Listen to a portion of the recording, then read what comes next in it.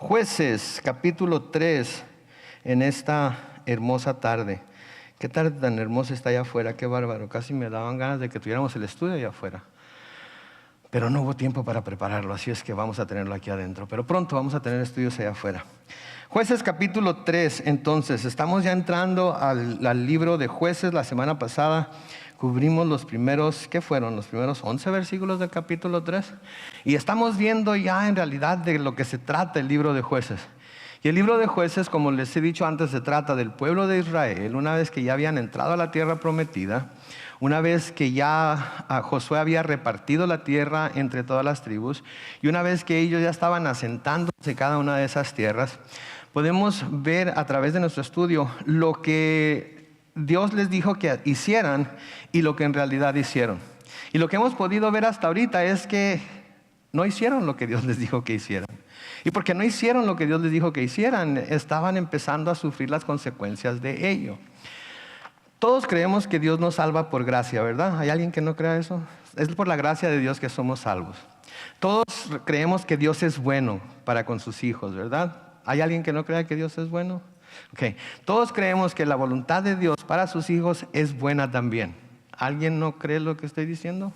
Y si no creen, por favor, levanten la mano para decirle a los sugieres que lo saquen, porque es un requisito creer esas cosas para estar aquí. Porque si no creen esas cosas, entonces muchas de las cosas que leemos en la Biblia no tienen sentido. Porque muchos pasamos por diferentes pruebas, pasamos por diferentes problemas, pasamos por diferentes luchas, por diferentes guerras.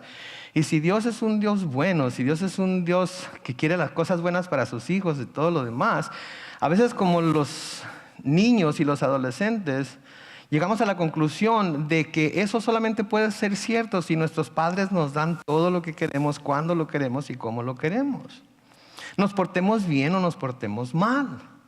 Hay esta creencia que una vez que se viene a Jesucristo, se tiene fe en Él y se confiesa como Señor y Salvador, de repente todo el resto de nuestra vida va a ser una vida de flores, puras cosas fáciles de nuestra vida. ¿Y cuántos de los que tenemos algún tiempo caminando con el Señor nos hemos dado cuenta que eso no es cierto? La pregunta es entonces, ¿es porque Dios no nos ama? ¿Es porque a Dios no le preocupamos? ¿Es porque en realidad lo que la Biblia dice no es confiable? No, de ninguna manera. Vimos la semana pasada cómo Dios prueba a su pueblo, ¿verdad? Y las pruebas que Dios hace pasar a su pueblo es para el beneficio de ¿quién dijimos? ¿De Dios o del pueblo? Del pueblo. Porque una vez que el pueblo es probado, esas pruebas revelan lo que hay realmente en nuestro corazón y tenemos la oportunidad de enderezar el camino por donde vamos. Y a menudo no sabríamos lo chueco que estamos si no fuera por la prueba, ¿no es cierto? Porque nosotros creemos que estamos bien derechitos. Nosotros creemos que siempre estamos obedeciendo al Señor. Nosotros creemos que siempre estamos por el camino recto. Pero cuando el Señor manda pruebas y nos vemos a la luz de lo que la palabra de Dios dice, o nos medimos con esta regla, con esta vara que es la palabra de Dios, nos damos cuenta de lo chueco que somos. Y cuando nos damos cuenta de lo chueco que somos, entonces tenemos la oportunidad de clamar a Dios, pedir perdón, y Él nos perdona y podemos seguir adelante con nuestro caminar con Él y con nuestra vida cristiana. ¿No es cierto? Entonces, vamos a seguir viendo hoy cómo el pueblo de Israel entra en ese ciclo que a menudo todo cristiano entra, en el que se desobedece, Dios lo corrige. La corrección es tremenda, es muy pesada, es muy dura, y clama a Dios y Dios lo libera. Pero luego pasa un tiempo, parece que todo está bien, no hay ninguna prueba, no hay ninguna inconveniencia, no hay ninguna enfermedad, no hay ningún problema. ¿Y qué pasa con el Hijo de Dios? Otra vez vuelve a torcer su camino. Y eso es lo que va a pasar hoy aquí. Pero hoy vamos a ver un aspecto bastante curioso que el Señor me reveló cuando estaba estudiando para este pasaje. A veces se vuelve algo repetitivo, ¿verdad? Como aquí en el libro de Jueces se vuelven las cosas a veces repetitivas, ¿verdad? Obedecen a Dios, Dios los salva. Empiezan a desobedecer a Dios, Dios se enoja. Dios los entrega a sus enemigos, empiezan a clamar a Dios, Dios los salva. Pero hay ciertas cosas que si nos las vemos un poco más detenidamente, podemos encontrar cosas interesantes en ellas. Vamos a comenzar aquí en el capítulo 3, pero voy a leer desde el versículo 7 para luego, cuando lleguemos al capítulo 12, seguir con la enseñanza de esta noche. Ahí se nos dice: pero los israelitas hicieron lo malo a los ojos del Señor y se olvidaron de Él para adorar a las imágenes de Baal y Acera. Eso provocó que la ira del Señor se encendiera contra Israel y los dejó caer en manos de Cusán Risataín, rey de Mesopotamia, a quien sirvieron durante 8 años. Entonces los israelitas clamaron al Señor. Noten qué poco aguantaron, ¿verdad? 8 años. Pero aguantaron. A menudo nosotros no aguantamos una prueba más de 8 días. A veces la prueba después de 8 horas ya queremos que el Señor nos saque de ella, ¿verdad? Pero ellos aguantaron 8 años, dice aquí. Entonces los israelitas clamaron al Señor y Él los oyó y levantó como su libertador a Otoniel, hijo de Cenaz, hermano menor de Caleb. El Espíritu del Señor estuvo con él cuando fue caudillo de Israel y salió a pelear contra Cusán Risataín, rey de Siria, y el Señor le dio la victoria y lo hizo vencer a Cusán Risataín. Y noten el versículo 11, dice: después de esto hubo paz en la tierra durante, ¿cuánto tiempo? 40 años. Y luego se nos dice ahí al final del versículo 11 que murió Otoniel, hijo de Cenaz. Entonces noten, 8 años estuvieron pasando por pruebas. ¿Por qué? Porque no hicieron lo que el Señor les había dicho que tenían que hacer. Claman a Dios y el Señor les manda a Otoniel. Otoniel, dirigido por el Espíritu, vence a los opresores de Israel y tienen luego 40 años de paz. Pero luego muere Otoniel. Chihuahua, hombre. Que los hombres justos fueran eternos, ¿verdad? Que aquellos que nos mantienen, que buscan mantenernos en la senda recta fueran eternos y no se cansaran nunca. Que nunca quitaran el dedo del renglón, que estuvieran ahí siempre para dirigirnos, siempre para decirnos por qué dirección tomar, por qué camino ir, siempre para recordarnos cuál es la voluntad de Dios. Deberíamos de buscar gente como esa que estuviera en nuestras vidas constantemente. Deberíamos de buscar esa gente que nos ha sacado de la zanja en la que hemos caído. Deberíamos de buscarla para buscar su consejo, para buscar su dirección, para que nos ayudara a orar, para que nos ayudara a luchar contra los enemigos que nos asedian y que nos atacan. Pero a menudo son las últimas personas a las que buscamos, a menudo no son ellas con las que vamos, porque pensamos que de alguna manera los estamos cansando con tanto problema que les llevamos. No es así, mis hermanos, no es así. Si hay una persona que nos ha ayudado a salir del atolladero, si hay una persona que nos ha dado sabio consejo, si hay una persona que ha luchado de rodillas con nosotros y porque ellos han luchado de rodillas con nosotros hemos podido salir victoriosos, con esa persona es la con la que debemos de ir inmediatamente cuando tenemos algún problema, para los dos juntos ir al Señor y clamar a Él. Murió Otoniel. Versículo 12 del capítulo 3 nos sigue diciendo: los israelitas volvieron a hacer lo malo a los ojos del Señor. 8 años de pruebas. Claman a Dios. Dios les manda a Otoniel. Otoniel, dirigido por el Espíritu Santo, los libera de sus opresores. 40 años de paz. 40 años de estar disfrutando de las bondades de Dios. 40 años de estar haciendo lo que Otoniel, el juez que era en su momento, les decía. 40 años recibiendo los beneficios de la obediencia. Pero luego, ¿qué sucede? Desobedecen a Dios una vez más. Volvieron a hacer lo malo ante los ojos del Señor. Y por eso el Señor dejó que Eglón, noten, rey de Moab, los venciera. ¿Okay? Todos hemos disfrutado de esas temporadas en las que andamos caminando rectamente con Dios, ¿no es cierto? Estamos, pero sí, como decimos en inglés, on fire. Fervientes por el Señor. No faltamos un solo domingo a la iglesia, no faltamos un solo martes o miércoles o el día que sea a la iglesia. Estamos en el home fellowship cada semana, nos reunimos con los hermanos a orar, nos reunimos con los hermanos a adorar a Dios, estamos testificando, estamos leyendo la palabra y no nos apartamos ni a diestra ni a siniestra de ello y recibimos las bendiciones de ello. Pero luego algo sucede.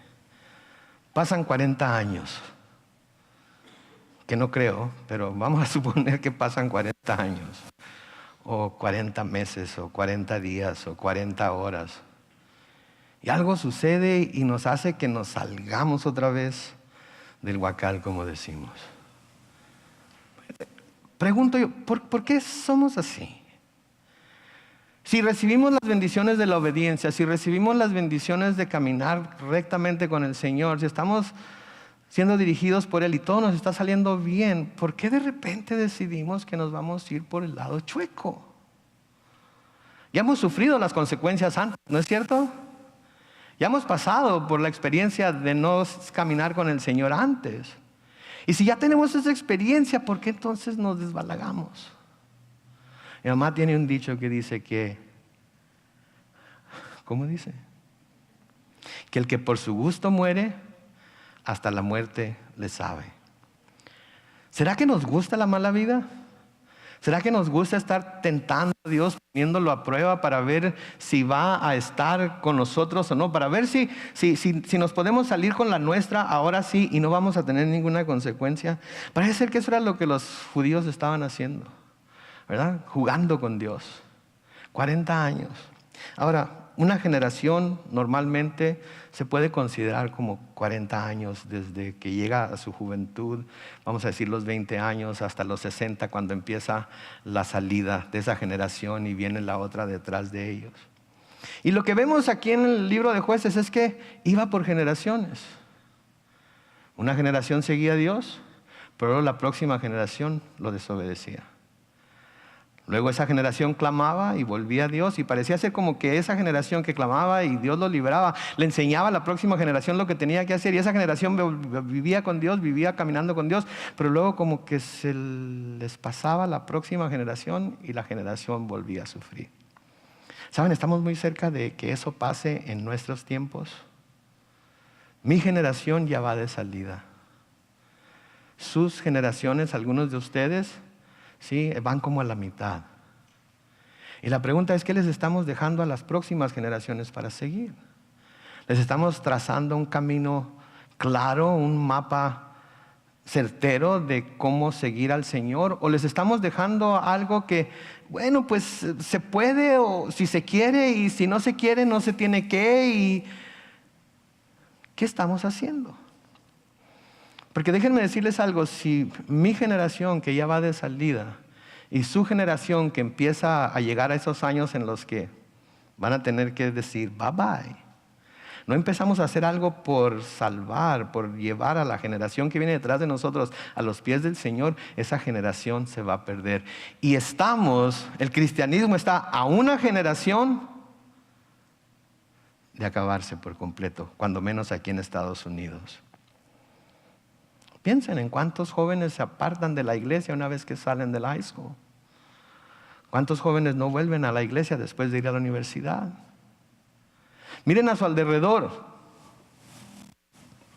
¿Cuántos jóvenes hay entre nosotros? Digamos de 30 años para abajo. No voy a ni siquiera pedir que levanten la mano.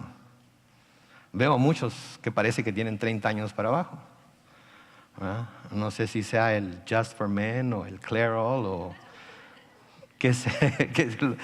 pero veo muchos que parece que tienen 30 años para abajo. Pero miren a nuestro alrededor. Vean los domingos a nuestro alrededor. Vean aquí o vean allá y vean alrededor. ¿Cuánta gente joven hay?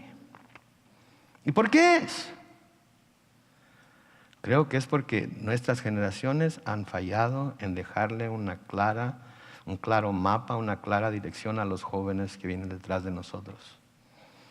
Con el pueblo de Israel hemos buscado la comodidad, hemos buscado la no confrontación, hemos buscado no echar fuera de nuestras vidas aquello que pudiera de alguna manera apartarnos de Dios y por ende a nuestros hijos y a nuestros jóvenes, y ahora los jóvenes están empezando a separarse. Entonces dice ahí en el versículo 12, de nuevo los israelitas volvieron a hacer lo malo a los ojos del Señor, y por eso el Señor los dejó que Eglón, rey de Moab, los venciera. Versículo 13 dice, fue así como Eglón, rey de Moab, reunió a los amonitas y amalecitas y luchó contra Israel y lo hirió de muerte y tomó la ciudad de las palmeras. Noten, fue Dios el que permitió que Eglón, rey de Moab, los venciera. Y Eglón, rey de Moab, se unió con los amonitas y con los amalecitas, y Dios no hizo nada para detenerlos, y fueron entonces en contra de Israel. Y note que dice, lo hirió de muerte. Lo que quiere decir es que casi acababan con Israel, o con el pueblo, o las tribus de Israel contra las que lucharon, y tomó la ciudad de las palmeras.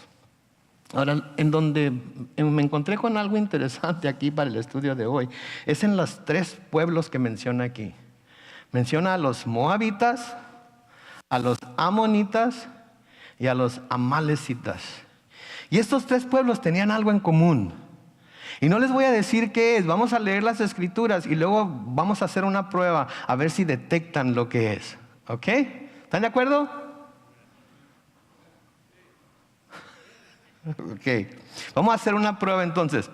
Vamos a ver primero los moabitas y los amonitas. ¿Ok? Vamos a ver quiénes eran. En Génesis capítulo 19, comenzando con el versículo 36, dice: y así las 2 hijas de Lot concibieron de parte de su padre. ¿Se están acordando de la historia? Lot y sus 2 hijas salen de Sodoma y Gomorra, huyen, ¿sí? Y luego se quedan solos, ¿sí? Y las muchachas empiezan, bueno, la mayor, ¿verdad? Empieza a preocuparse porque no hay hombres a su alrededor, por lo tanto piensan que va a extinguirse su familia o su raza o lo que sea. ¿Y se acuerdan lo que deciden hacer? Deciden emborrachar a su papá y tener relaciones con él, y el resultado fue que concibieron de parte de su padre. Versículo 37, la mayor tuvo un hijo y le puso por nombre, ¿cuál fue el nombre? Moab, que hasta el día de hoy es el padre de ¿quiénes? Los moabitas. Y también la menor tuvo un hijo y le puso por nombre Ben-Amí, que hasta el día de hoy es el padre de ¿quiénes? De los amonitas, los moabitas y los amonitas. ¿Sí? Después en Números capítulo 25, en los versículos 1 y 3, leemos lo siguiente: mientras Israel estuvo viviendo en Sitín, el pueblo empezó a prostituirse con las mujeres ¿de quién? De Moab, las cuales invitaban al pueblo a participar en los sacrificios de sus dioses, y el pueblo comía de esos sacrificios y adoraba a esos dioses. Y como el pueblo acudía a Baal Pegor, el furor del Señor se encendió contra Israel. Noten, esto fue antes de que los israelitas entraran a la tierra prometida, cuando todavía iban camino a la tierra prometida. Cuando iban camino a la tierra prometida, Moab y sus mujeres hicieron que los israelitas se prostituyeran con ellas, y hicieron que ellos fueran a adorar a sus dioses y comieran de los sacrificios que ellos presentaban delante de sus dioses. Ahora, Dios pronunció una sentencia muy seria en contra de estos pueblos. En Deuteronomio capítulo 23, los versículos 3 al 4, leemos lo siguiente: no entrará jamás, noten, no entrará jamás a la congregación del Señor ningún ¿qué? Amonita, ni moabita, ni siquiera hasta la 10ª generación. ¿Por qué? Porque cuando ustedes salieron de Egipto, ellos no salieron al camino para recibirlos a ustedes con pan y agua, y porque contrataron a Balaam de Beor y de Petor en Mesopotamia para que los maldijera. Sabemos que no pudo maldecirlos, pero de todas maneras lo contrataron. Ahora, ¿de quién eran hijos Moab y Amón? De Lot. ¿Quién era Lot? El sobrino de Abraham. Quiere decir que era tío de Isaac, quiere decir que era sobrino de Jacob y de Esaú, lo que quiere decir que era tío de los hijos de Israel. Y Amón era lo mismo, porque venían del mismo padre. ¿Ok? Moab y Amón. Los moabitas y los amonitas. Ahora, para verlos acerca de los amalecitas, les voy a pedir que vean en su Biblia. En Génesis capítulo 36, los versículos 9 al 12. Les doy unos segundos para que lo busquen. Génesis capítulo 36, los versículos 9 al 12.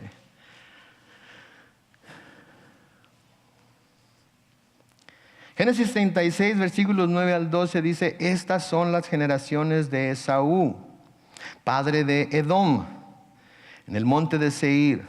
Estos son los nombres de los hijos de Esaú. ¿Quién era Esaú? El hermano de Jacob, ¿sí? Noten ahí: Elifaz, hijo de Adá, mujer de Esaú. Reuel, hijo de Basamat, mujer de Esaú. Los hijos de Elifaz fueron Temán, Omar, Sefo, Gatán y Cenaz. Timna fue concubina de Elifaz, que era hijo de Esaú, y el hijo que ella le dio fue ¿quién? Amalec.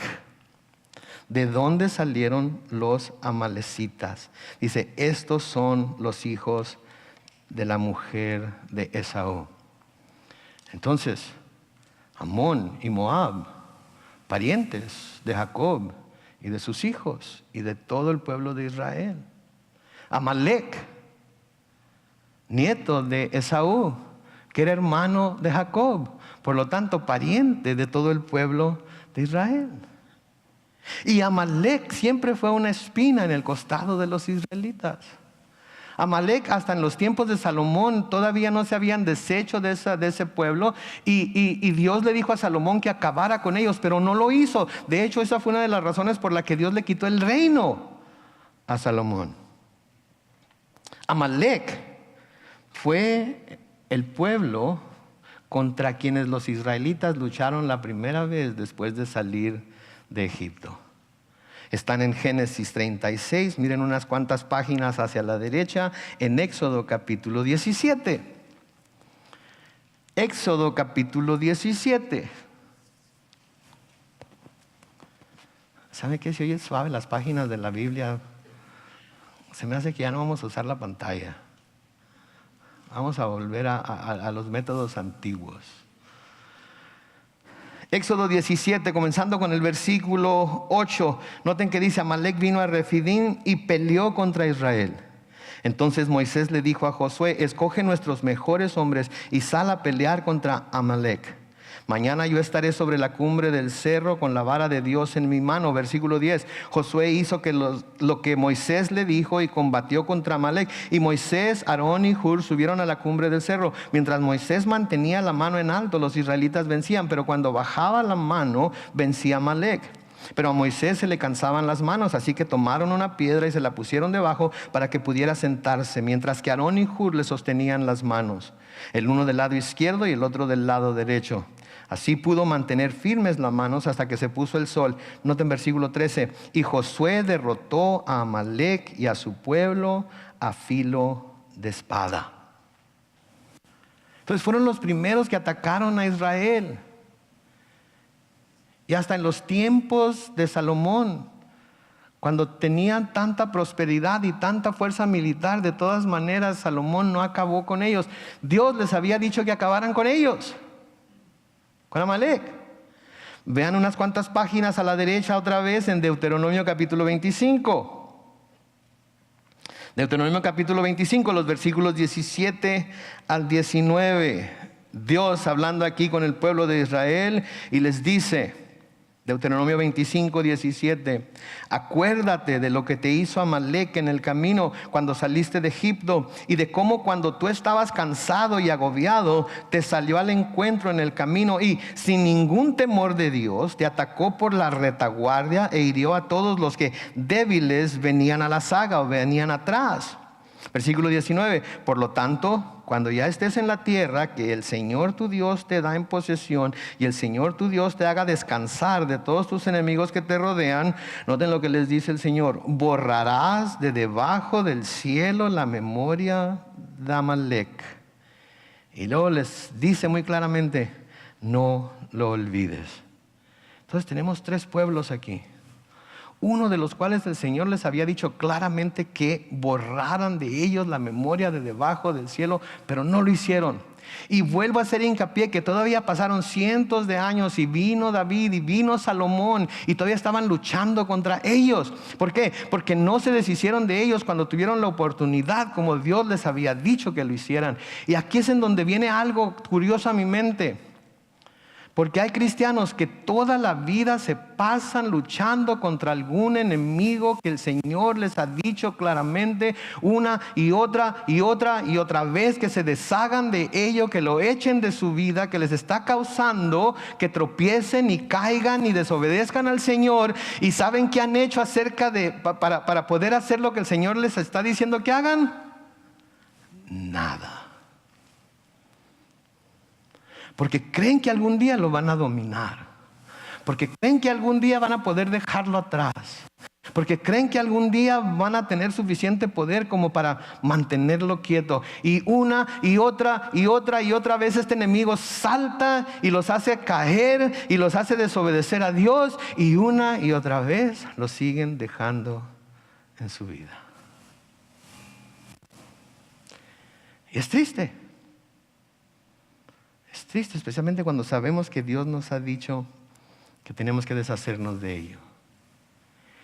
Y a veces son amistades, a veces son familiares. Y no estoy diciendo que tenemos que aborrecer a ciertos familiares o deshacernos de ellos o acabar con ellos. Pero ¿cuántos sabemos que hay ciertos familiares que es mejor evitarlos lo más que se pueda? Porque cada vez que vamos y los buscamos o vienen y nos buscan, son para meternos en problemas. ¿No es cierto? Yo puedo pensar en 2, 3. No les voy a decir quiénes son porque a lo mejor lo ven y... Pero sí les he dicho a ellos. Mejor no voy porque yo sé que nos vamos a meter en una bronca. Porque yo sé que cualquier conversación que ellos tengan, yo lo voy a volver a Dios o a la política. Y cuando uno vuelve cualquier conversación a Dios o a la política, siempre hay pleito de alguna manera. Y todo el mundo sale enojado. Excepto yo. Yo siempre pongo la otra mejilla. Ahora, déjenme preguntarles, ya leímos todo lo que vamos a leer. Ahora, ¿qué tienen en común estos 3 grupos?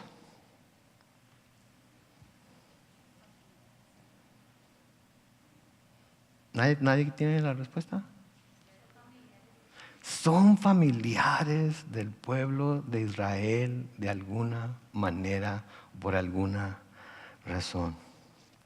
Y lo que el Señor me estaba impresionando a mí en el corazón cuando me fijé en esto, es que a menudo las pruebas más grandes que pasamos, las tentaciones más grandes que se nos presentan, las luchas más grandes que tenemos, son con personas que son parte de nuestra familia, que son muy cercanas a nosotros. ¿No es cierto? Padres, ¿quiénes son los que nos hacen pasar por las pruebas más grandes que pudiéramos enfrentar? Los hijos. Esposos y esposas. ¿Quién es la persona que más prueba nuestra paciencia? Que más quiere probar si los amamos o no? Que más parece ser que le gusta picarnos la cresta para... ¿Quiénes son? ¿Quién dijo la suegra? No, ese es el cónyuge, es el cónyuge.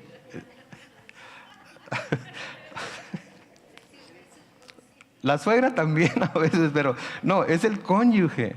¿Saben qué? Son las personas más cercanas a nosotros a veces las que nos hacen pasar por las pruebas más difíciles de nuestra vida, ¿no es cierto? Son las que nos atacan, son las que se burlan de nosotros, son las que no nos quieren escuchar, son las que no nos hacen caso. ¿No es cierto? El esposo no le presta atención a la esposa, no la ama como Cristo amó a la iglesia y se entregó a sí mismo por ella. Y la esposa por ello está pasando por un tiempo en el que ya no soporta, ya no se puede someter más al esposo, porque si él no está haciendo lo que debe de hacer, entonces yo no voy a hacer lo que debo de hacer, y se sube a lo que se llama ese ciclo de la locura, en donde ninguno de los dos está obedeciendo a Dios. ¿Y qué pasa? Algo tiene que explotar. ¿Con quién pierde las casillas? ¿Con quién pierde el control más seguido usted? ¿No es con sus hijos? Cuando mi mamá me decía, Carlos Manuel, quisiera abrirte la cabeza y gritarte las cosas para ver si se te pegaba algo. Mi mamá me decía, Carlos Manuel, tú harías hablar a un santo. Carlos Manuel, tú sacas lo peor que hay en mí. Nuestros hijos sacan lo peor que hay en nosotros, ¿no es cierto? No, no es cierto. Eso ya está en nosotros. Y Dios los usa para que nos demos cuenta de lo que en realidad hay en nosotros. Y así como Dios está usando aquí a los moabitas, a los amonitas y a los amalecitas, que eran familia de Israel, Dios usa a nuestra familia para a través de ellos probarnos y revelarnos ciertas cosas acerca de nosotros mismos, de lo que nos debemos dar cuenta. ¿Y saben por qué los usa a ellos? Porque delante de otras personas somos unos angelitos, ¿no es cierto? Delante de los hermanos y las hermanas en la iglesia, uy, qué bárbaro. Somos el esposo más amoroso, mi amor. ¿Quieres que te traiga un plato? Tú siéntate, yo voy allá. ¿Qué quieres? ¿Chorizo? ¿Quieres spam? ¿Te traigo un pozolito? ¿Le pongo repollo? Uy, qué bárbaro. Las otras hermanas que están pasando por problemas, ven al esposo. Qué bárbaro. Si mi esposo fuera así. Y la esposa que está recibiendo estas atenciones está, qué bárbaro. Si así fuera en la casa. Y viceversa. Les digo algo, mis hijos, y digo, yo siempre he sido bien sincero con ustedes y les he dicho, mis hijos a menudo me dicen en la casa, ¿por qué no eres así en la iglesia? Y no están hablando de así de bueno y calmado y tranquilo.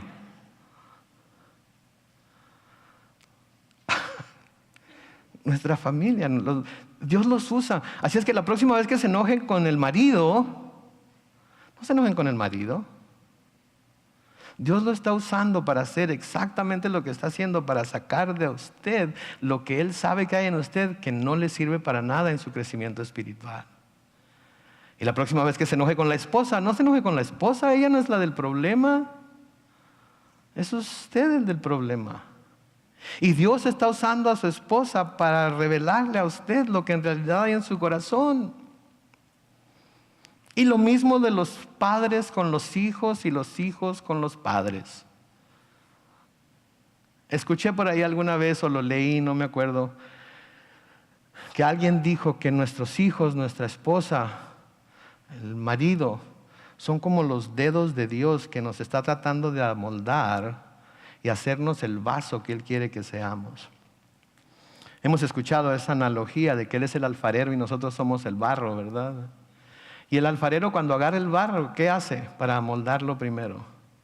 Bueno, tiene que golpear y amasar y echarle agua y torcerlo y aventarlo contra la rueda y yo me imagino que el barro debe estar diciendo ¡auch! Y cuando nosotros nos quejamos, cuando Dios nos pone los dedos encima para transformarnos en lo que debemos ser y no en lo que somos, a veces gritamos nosotros ¡ouch! Y a menudo le decimos, quítanos las manos de encima, me estás lastimando. Pero si ustedes se acuerdan, cuando terminamos el capítulo 2 y comenzamos el capítulo 3, se nos dijo que Dios no sacó a ninguno de los pueblos que los israelitas habían dejado en la tierra porque los iba a usar para probarlos si los iban a obedecer o no. ¿Se acuerdan de eso? Si no estuvieron con nosotros, vean el video de la semana pasada, lean el capítulo 1 y 2. Dios dejó a esos pueblos porque los iba a usar para probarlos, para ver si lo iban a obedecer o no. Y saben que Dios usa estas circunstancias de las que les estoy hablando, intrafamiliares, para ver si lo vamos a obedecer o no. ¿Sí? No, los usa para que veamos nosotros mismos si en realidad somos capaces de amar a nuestros enemigos. Porque creo que fue Jesucristo el que dijo que los enemigos del hombre iban a venir ¿de dónde? De su misma casa. Entonces lo está usando para ver si en realidad somos capaces de amar a nuestros enemigos, de hacerles el bien a pesar del mal que ellos nos hacen a nosotros. a darles de comer si tienen hambre, de beber si tienen sed, a orar por ellos, aunque nuestra opinión es que no merecen que lo hagamos.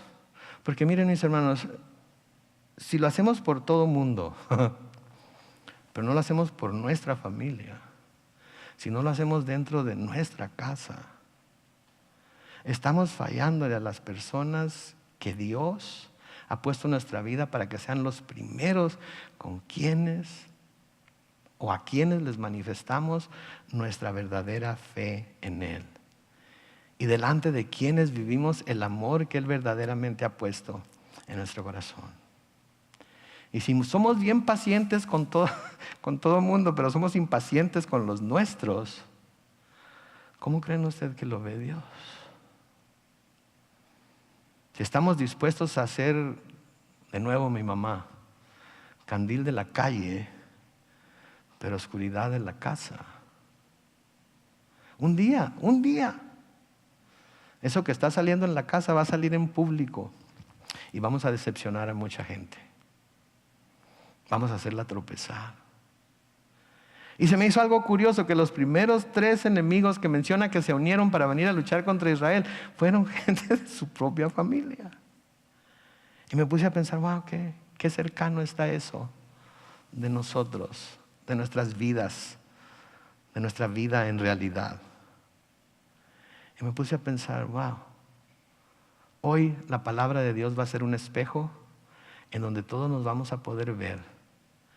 Y quizás nos veamos por ahí algún cabello mal arreglado, alguna cosa mal en la cara que tenemos que arreglar. Y creo que haríamos bien en prestar atención a lo que la palabra de Dios nos está diciendo y tomemos cartas en el asunto con la ayuda de Dios para arreglar esas cosas. Amén. Yo creo que debemos hacerlo por el bien de nuestro cónyuge, por el bien de nuestros hijos, por el bien de nuestros padres. Sí, porque al fin de cuentas, si estamos en obediencia a Dios y clamamos a Él reconociendo que estamos equivocados, como los israelitas van a clamar a Él, ¿saben que Él nos va a perdonar? Y Él nos va a dar la habilidad para de aquí en adelante vivir, qué sé yo, 10, 15, 20, 40 años, como debe ser, y vamos a disfrutar de sus bendiciones y vamos a dejarle un legado a nuestros hijos que van a poder seguir como un mapa claro para acercarse al Señor. Amén. Sigue diciendo ahí en Jueces capítulo 3, ahora el versículo 14 y siguientes: durante 18 años los israelitas sirvieron a Eglón, rey de los moabitas. Noten, la primera tribulación duró 8 años, luego tuvieron 40 años de paz. Y luego se volvieron a portarse mal contra Dios. Y ahora, ¿cuánto tiempo los deja viviendo bajo el reinado de un rey que está en contra de ellos? 18 años. Wow.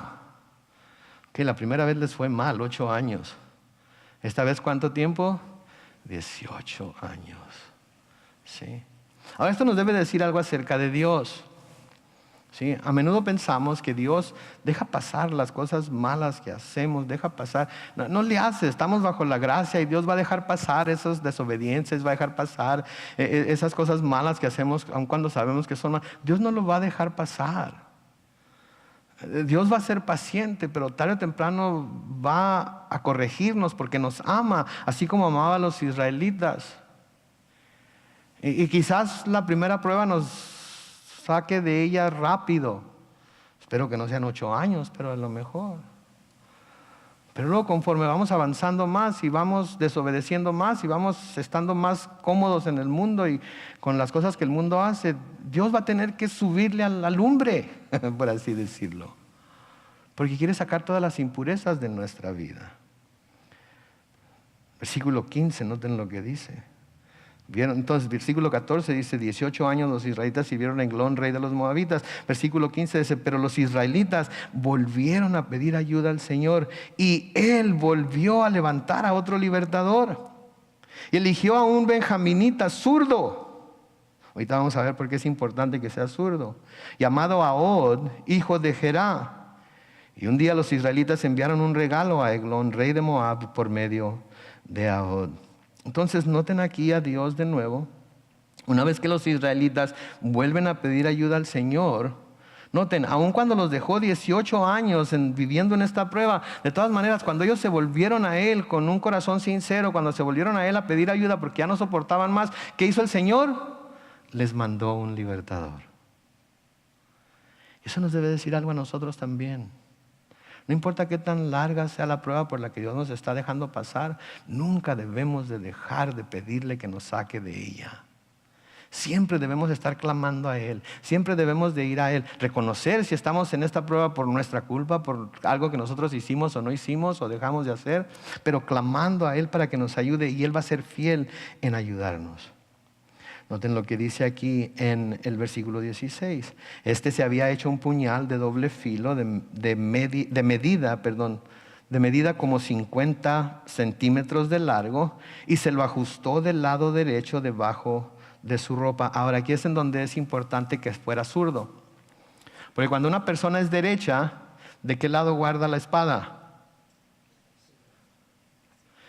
Entonces, si alguien va a ser esculcado para ver si trae una arma y saben que es de mano derecha, ¿en dónde van a buscar el arma? En el lado izquierdo. ¿Sí? Pero él era zurdo. ¿Sí? Entonces noten de nuevo versículo 16. Este se había hecho un puñal de doble filo que medía como 50 centímetros de largo, y se lo ajustó del lado derecho debajo de su ropa. O sea que él no iba a tener que hacer esto para agarrar el puñal, él iba a tener que hacer esto para agarrar el puñal. Y cuando lo esculcaran, no iban a pensar que tiene algo de este lado. Iban a pensar que era diestro y lo iban a esculcar de este lado. Y nadie iba a poder ver el puñal. Versículo 17. Cuando Ahod llegó ante el rey, que era un hombre robusto, que quiere decir gordo, le entregó el regalo. Después de lo cual Ahod y su acompañante se despidieron. Pero al llegar a donde estaban los ídolos de Gilgal, Ahod regresó y le dijo: Su Majestad, tengo algo que decirle en secreto. El rey le pidió que esperara, y a todos los que estaban con él les ordenó salir. Como el rey estaba sentado solo en su sala de verano, Ahod se acercó y le dijo: Tengo para ti un mensaje. Noten lo que dice: de parte de Dios. Ahora, ¿cuándo Dios le dio este mensaje a Ahod? Yo no sé, pero él sabía que Dios lo había levantado para liberar al pueblo de Israel, y él va a hacer lo que tiene que hacer para lograr liberarlo. Entonces le dice: tengo para ti un mensaje de parte de Dios. Cuando el rey se levantó de su trono, con su mano izquierda, Ahod sacó el puñal que llevaba en su lado derecho y se lo hundió en el vientre. Con tal fuerza se lo clavó que la empuñadura entró junto con la hoja y su gordura la cubrió, y Ahod no pudo retirar el puñal porque el rey se le derramó el excremento. Ahora, esta es una de esas cosas que Dios deja que se pongan en la Biblia así medio explícitas, ¿verdad? Y yo no sé por qué, pero quizás lo hizo para que para que tuviéramos esa reacción que algunos tuvieron.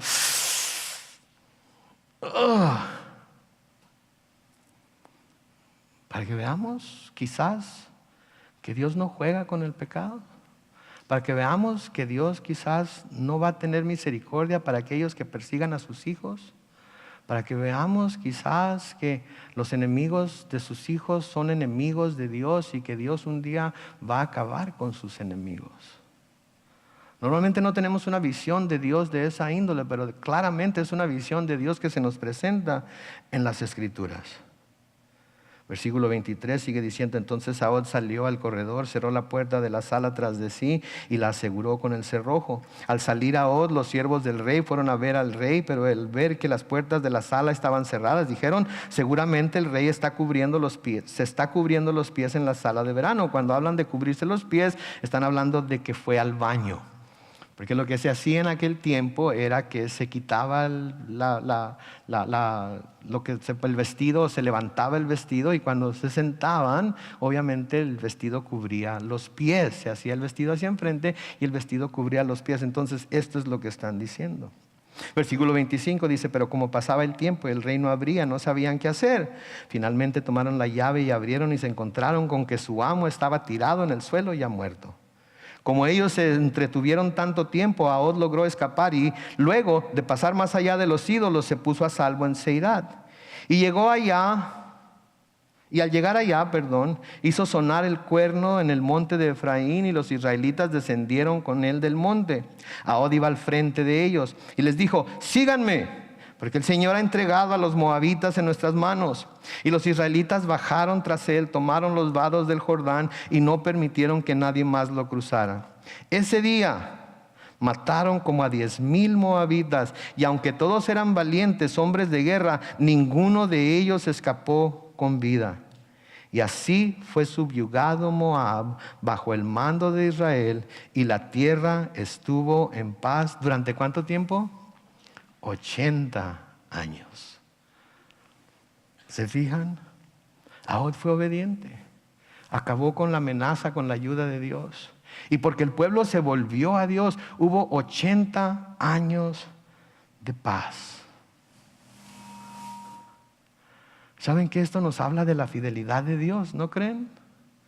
Que les da una oportunidad y se rebelan contra Él y les manda pruebas y claman a Él y los libera y les da otra oportunidad y se rebelan contra Él y les deja pasar por pruebas y claman a Él y los libera. Y como que la bondad de Dios va, así como la prueba va aumentando en tiempo, también la bondad de Dios va aumentando en tiempo, como para convencerlos. Les conviene mejor obedecerme a mí y hacer lo que yo les digo que hacer lo que ustedes quieren, porque mientras hagan lo que yo les digo van a tener un largo periodo de prosperidad y de paz y tranquilidad. ¿Por qué no me obedecen? Y creo que este es un llamado a nosotros, para que veamos lo que les sucedió a ellos y ver que en realidad lo que más nos conviene a nosotros como cristianos, como creyentes en Dios, como seguidores de Dios, como pueblo de Dios, es que le obedezcamos. Que le obedezcamos. Que veamos las pruebas como algo que Él usa para revelarnos a nosotros mismos nuestro propio corazón, que nos demos cuenta de lo que esas pruebas están revelando en nosotros y que tomemos las medidas necesarias para cambiar esos aspectos de nuestra vida de una vez por todas. Para que no sigamos, como dijo aquel gran filósofo mexicano, tropezando otra vez y con la misma piedra. Para que no sigamos cayendo en el mismo hoyo en el cual hemos caído una y otra vez y no aprendemos. A través de las Escrituras, los israelitas recordaron mucho este tiempo y escribieron acerca de él. Y nos dejan ciertas escrituras que nos ayudan a ver la fidelidad de Dios y que nos ayudan a ver cómo el pueblo de Israel una y otra vez lo probó, lo tentó, lo desobedeció, y Dios siempre respondió con el mismo método, regañándolos, disciplinándolos. De nuevo, Dios no nos va a dejar que nos salgamos con la nuestra cuando estamos pecando contra Él. No puede. Si es un Dios justo, si es un Dios santo, si es un Dios perfecto, no puede dejar que sus hijos se salgan del huacal. Porque al fin de cuentas sus hijos son los que están dando a conocer quién es Dios. El escritor del Salmo 106, y van a necesitar buscarlo en su Biblia, el escritor del Salmo 106, recordando esta etapa del pueblo de Dios, dice, comenzando en el versículo 34, Salmo 106, versículo 34, vamos a leer hasta el versículo 48, dice: no destruyeron a los pueblos que el Señor les ordenó destruir, sino que se mezclaron con ellos y asimilaron sus malas costumbres. Rindieron culto a sus ídolos y eso los llevó a la ruina. Es lo que estamos leyendo en Jueces 2, 1 al 3 y Jueces 3, 5 al 6. Los llevó a la ruina el hecho de que no hicieron lo que Dios les dijo, que no los destruyeron, el hecho de que se mezclaron con ellos, el hecho de que asimilaron sus malas costumbres. Y asimilar quiere decir que ellos mismos empezaron a practicarlas. Los destruyeron, los llevó a la ruina. Ofrecieron a sus hijos y a sus hijas en sacrificio a esos demonios. Lean Segunda de Reyes 17, ahí pueden ver el recuento de cómo años después todavía estaban practicando estos sacrificios de niños y niñas delante de los dioses de los moabitas. Versículo 38 dice: y así derramaron sangre inocente, sangre que fue ofrecida a los dioses de Canaán, sangre que dejó manchada la tierra. Esos hechos los hicieron impuros, pues actuaron como un pueblo infiel. Versículo 40 dice: el Señor se enfureció contra su pueblo y sintió repugnancia por lo que eran los suyos, por los que eran suyos. Los dejó caer en manos de los paganos y fueron sometidos por quienes los odiaban. Noten, Dios permitió que esto sucediera. Versículo 42 dice: sus enemigos los oprimieron, los sometieron bajo su poder. Muchas veces, noten, el Señor los libró, pero ellos optaron por ser rebeldes y por su maldad fueron humillados.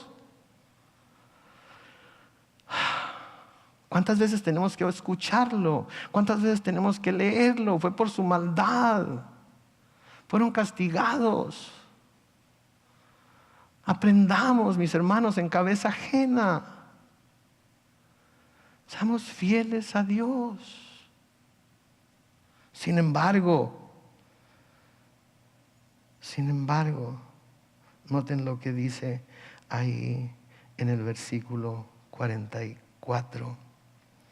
Al verlos Dios angustiados y al escuchar su clamor, noten, se acordaba de su pacto con ellos y por su gran misericordia los volvía a perdonar y hacía que todos sus opresores les tuvieran compasión.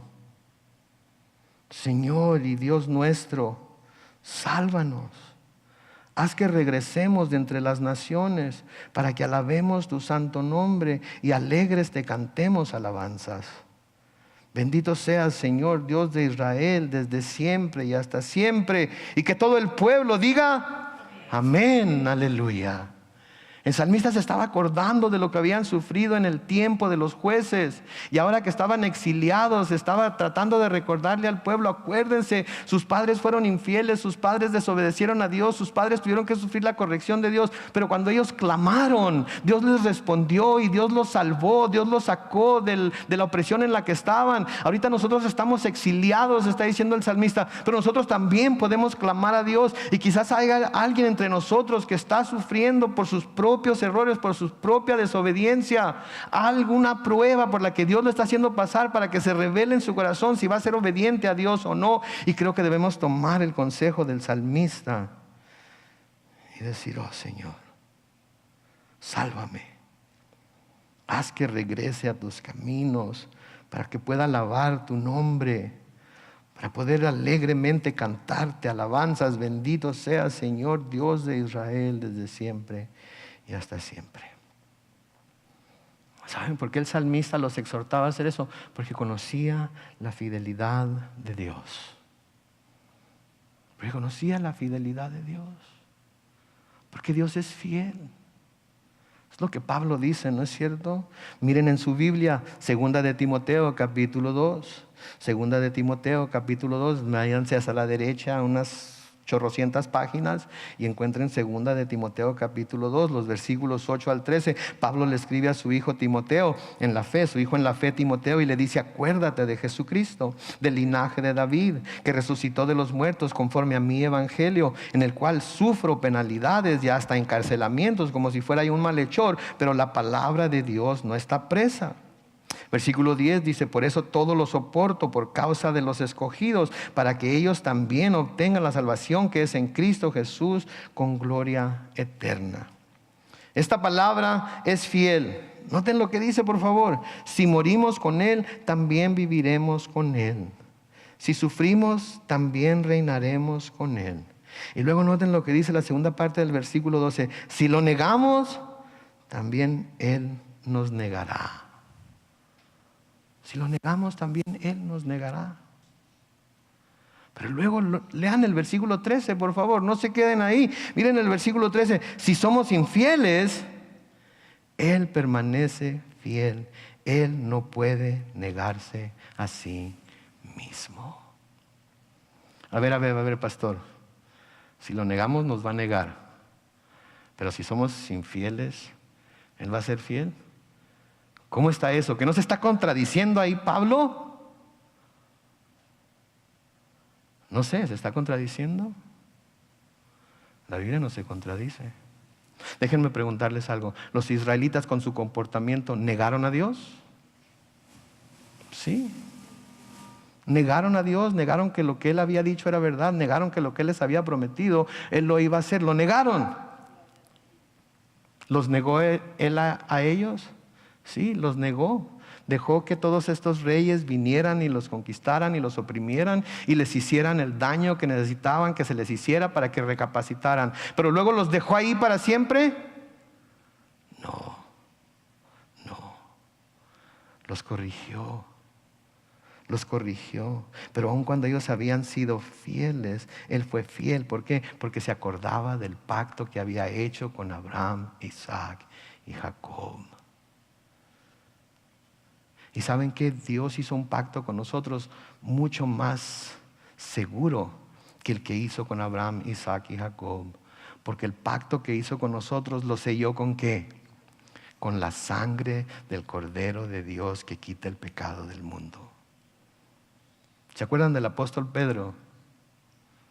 Negó al Señor 3 veces, ¿verdad?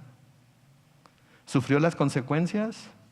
Sí, porque después de negar lo que dice, lloró amargamente. El mismo Señor le dice en Lucas capítulo 22, los versículos 31 al 34, y de nuevo tienen que buscarlo en su Biblia, porque dice: el Señor dijo también: Simón, Simón, Satanás ha pedido sacudirlos a ustedes como si fueran trigo, pero yo he rogado por ti para que no te falte la fe, y tú, cuando hayas vuelto, deberás confirmar a tus hermanos. Y Pedro, como Pedro solía ser, dijo: Señor, no solo estoy dispuesto a ir contigo a la cárcel, sino también a la muerte. Y Jesús le dijo: Pedro, te aseguro que el gallo no cantará hoy antes de que tú hayas negado 3 veces que me conoces. Pedro negó al Señor. Y Pedro sufrió las consecuencias, porque se nos dice que lloró amargamente. Yo no sé, pero quiero que me contesten esta pregunta. ¿Ustedes creen que Pedro está en el cielo? Claro que sí. Claro que sí, porque reconoció que Jesús era el Cristo. Entonces, cuando nosotros desobedecemos a Dios, estamos negando a Dios. Estamos negando que Él dice, que Él es quien dice ser. Estamos siendo necios. Meditábamos el lunes en la mañana en ese salmo, creo que es el Salmo 53, en donde dice: el necio ha dicho en su corazón que no hay Dios. Pero ¿saben quién es más necio que el necio que dice que no hay Dios? El necio que dice creer en Dios, pero luego no lo obedece. Porque con su boca está diciendo que cree, pero con su actitud, con su vida está diciendo no hay, porque puedo hacer lo que yo quiera y nada me va a pasar. Si ese es el caso, yo creo que algunos de nosotros hemos negado a Dios unas cuantas veces, ¿verdad? Pero si no fuera porque la palabra de Dios en el mismo versículo nos dice que aun cuando nosotros seamos infieles, Él sigue siendo fiel, porque no se puede negar a sí mismo, nos moriríamos de angustia, ¿no es cierto? Y eso es lo que quiero con lo que quiero que nos vayamos de aquí hoy. Que muy bien podemos negarlo, con nuestra actitud, con la manera de ser, con la manera de vivir. Pero tenemos que estar seguros, si creemos en el Dios de la Biblia, que aun cuando nosotros seamos infieles, Él sigue siendo fiel, porque no se puede negar a sí mismo. El escritor a los Hebreos nos dice que debemos mantener firme nuestra confesión de fe. ¿Por qué? Porque fiel es el que lo prometió. No está basado en nuestra fidelidad a Él, está basado en su fidelidad a nosotros.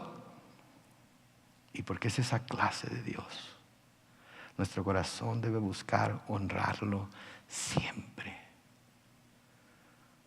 aún en medio de las pruebas, y aún cuando a veces esas pruebas las traen las personas más cercanas a nosotros. Amén. Oremos.